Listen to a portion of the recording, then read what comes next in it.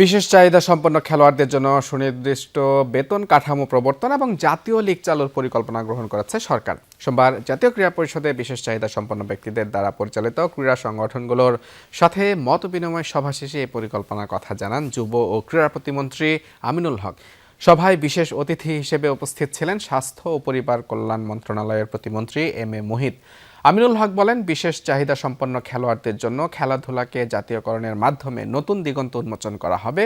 বিভিন্ন ক্রীড়া সংগঠনের আর্থিক সীমাবদ্ধতা দূর করতে বিশেষ পরিকল্পনা গ্রহণ করার পাশাপাশি সকল প্রতিবন্ধী ক্রীড়া সংগঠনকে একটি অভিন্ন প্ল্যাটফর্মের অধীনে নিয়ে আসা হবে। আমাদের যেমন সুস্থ যারা বিভিন্ন ক্রিকেট, ফুটবল বা বিভিন্ন ইভেন্টে খেলছেন, পাশাপাশি আপনারা যারা বিশেষ চাহিদা সম্পন্ন ব্যক্তিবর্গ রয়েছে, আপনাদের খেলাগুলোকেও কিভাবে জাতীয়করণের মাধ্যমে আমরা যাতে একটি নতুন দিক উন্মোচন করতে পারি সে বিষয়গুলো নিয়ে আমরা আলোচনার মাধ্যমে ইনশাআল্লাহ সম্পন্ন